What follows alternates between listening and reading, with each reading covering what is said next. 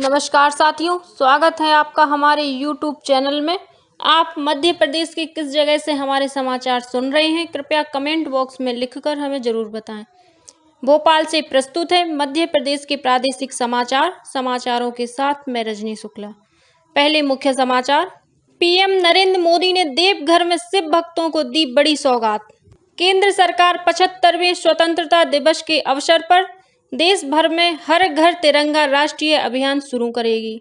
MP में नगरीय निकाय निर्वाचन 2022 के दूसरे और अंतिम चरण का मतदान 13 जुलाई को होगा और मध्य प्रदेश में जारी रहेगा भारी वर्षा का दौर। अब समाचार विस्तार से। पीएम मोदी ने मंगलवार को झारखंड के देवघर में करीब 16,800 करोड़ रुपए की लागत से विकास कार्यों का उद्घाटन और शिलान्यास किया। उल्लेखनीय है कि पीएम मोदी ने भोले बाबा की नगरी श्री बैद्यनाथ धाम में देवघर एयरपोर्ट और एम्स सहित कई विकास परियोजनाओं की नींव रखी। इस दौरान पीएम मोदी ने अपने संबोधन में कहा, बाबा धाम आकर हर किसी का मन प्रसन्न हो जाता है। आज हम सभी को देवघर से झारखंड के विकास को गति देने का सौभाग्य मिला है। बाबा बैद्यनाथ के आशीर्वाद से आज 16,000 करोड़ रुपए से अधिक के प्रोजेक्ट का लोकार्पण और शिलान्यास हुआ है। केंद्र सरकार 75वें स्वतंत्रता दिवस के अवसर पर देश भर में हर घर तिरंगा राष्ट्रीय अभियान शुरू करेगी।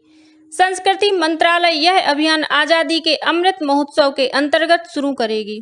केंद्रीय गृह मंत्री अमित शाह ने राष्ट्रीय ध्वज तिरंगे के सम्मान में इस अभियान को स्वीकृति दी है।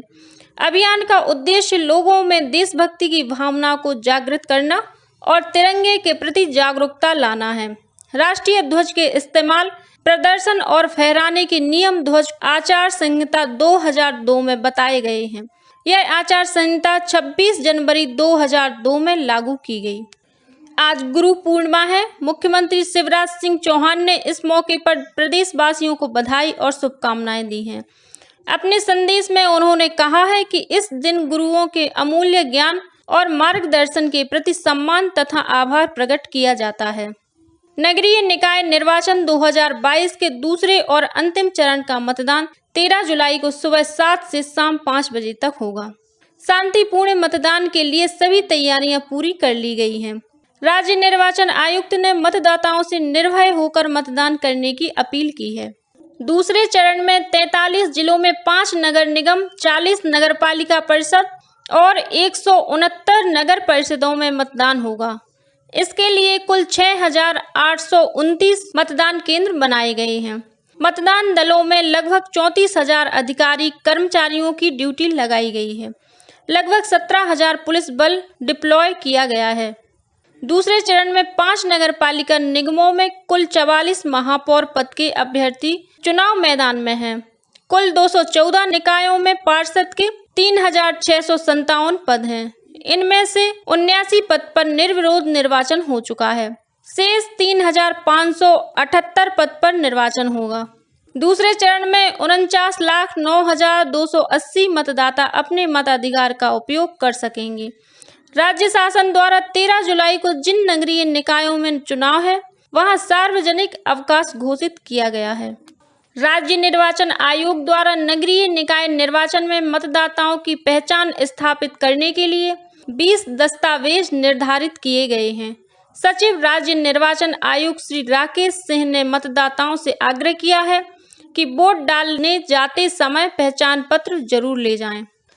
उच्च शिक्षा मंत्री डॉक्टर मोहन यादव ने मंत्रालय में विभागीय गतिविधियों की समीक्षा की।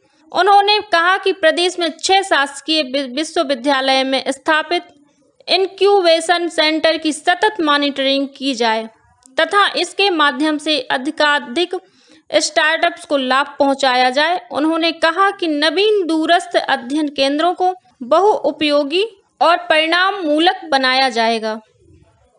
अपर मुख्य सचिव उच्च शिक्षा शैलेंद्र सिंह ने बताया कि विभाग के अंतर्गत 6 विश्वविद्यालय अवधेश प्रताप सिंह विश्वविद्यालय रीवा, विक्रम विश्वविद्यालय उज्जैन, जीवाजी विश्वविद्यालय ग्वालियर, देवी अहिल्या विश्वविद्यालय इंदौर, रानी दुर्गावती विश्वविद्यालय जबलपुर और बरकतुल्ला विश्वविद्यालय भोपाल में इनक्यूबेशन केंद्र स्थापित किए गए हैं।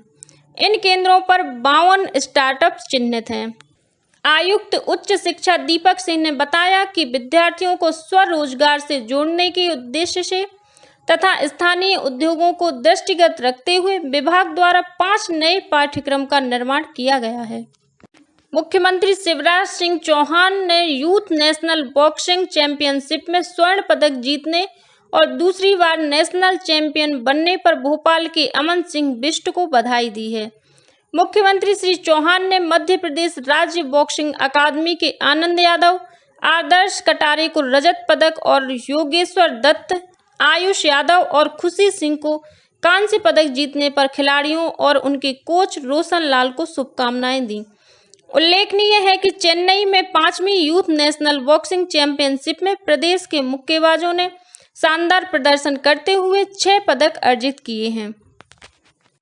वहीं मुख्यमंत्री श्री चौहान ने देवास के दीपक प्रजापति को 99.93 परसेंटाइल के साथ जेईई मेंस 2022 परीक्षा में उच्च स्थान प्राप्त करने पर शुभकामनाएं दी हैं। मुख्यमंत्री श्री चौहान ने ट्वीट के माध्यम से बधाई देते हुए कहा कि मन में चाह हो तो राह बनती ही है। और अब पेश है मौसम का हाल। अगले 3-4 दिनों के दौरान मध्य प्रदेश में अधिकांश स्थानों से अनेक स्थानों पर हल्की मध्यम वर्षा और बिजली और वज्र ध्वनि तथा आंधी के साथ कहीं-कहीं भारी बारिश की संभावना है। 16 जुलाई तक पश्चिमी मध्य प्रदेश में कहीं-कहीं भारी वर्षा की बहुत संभावना है। वहीं 19 जुलाई तक मध्य प्रदेश के विभिन्न हिस्सों में रुक-रुक कर वर्षा होने की संभावना है। मौसम केंद्र भोपाल द्वारा इंदौर समेत 37 जिलों के लिए बारिश का अलर्ट जारी किया गया है। भोपाल, रायसेन, विदिशा, सीहोर, राजगढ़, बैतूल, नर्मदापुरम, हरदा, खंडवा, खरगोन, धार, बुरहानपुर, देवास, अशोकनगर, गुना और शिवपुरी जिलों में कुछ स्थानों पर मूसलाधार बारिश होने की संभावना है। इस बारिश के बाद नदी नालों में बाढ़ आने की भी संभावना है, जिसके तहत भारी वर्षा का ऑरेंज अलर्ट जारी किया गया है। अनूपपुर, उमरिया, शहडोल, डिंडोरी, कटनी, छिंदवाड़ा, सिवनी, दमोह, जबलपुर और सागर में भारी बरसात की चेतावनी के साथ येलो अलर्ट जारी किया गया है।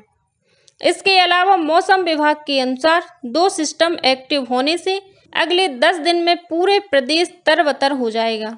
इस दौरान लगभग पूरे मध्य प्रदेश पर बादल छाए रहेंगे एवं सभी जिलों में कुछ स्थानों पर बारिश होगी। विदिशा शहर में एक 27 साल का युवक द्वारकापुरी क्षेत्र की पुलिया पार करते समय उसमें बह गया। युवक के शव को कल रेस्क्यू के बाद बाहर निकाला गया।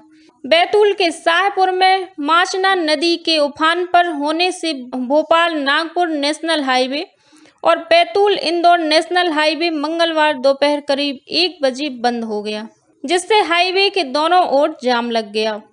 बैतूल के घोड़ा डोंगरी तहसील के पिपरी गांव में बारिश के चलते मंगलवार सुबह पिपरी नदी उफान पर आ गई।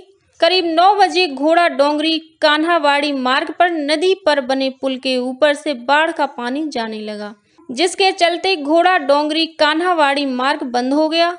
वहीं मार्ग पर जाम भी लग गया। नर्मदापुरम में भी लगातार बारिश के चलते नदी नाले उफान पर हैं, जिसके चलते सोमवार देर शाम कंचन नगर क्षेत्र के नाले में एक 6 वर्षीय मासूम खेलने के दौरान बह गया। रेस्क्यू टीम ने 15 घंटे बाद बच्चे का शव बरामद किया। वहीं मध्य प्रदेश के शाजापुर में आकाशीय बिजली गिरने से करीब 8 बच्चे गंभीर रूप से झुलस गए। सभी बच्चे स्कूल से छुट्टी के बाद घर जा रहे थे, तभी रास्ते में आकाशीय बिजली की चपेट में आ गए। इसी के साथ प्रादेशिक समाचारों का ये बुलेटिन अब समाप्त हुआ। नमस्कार।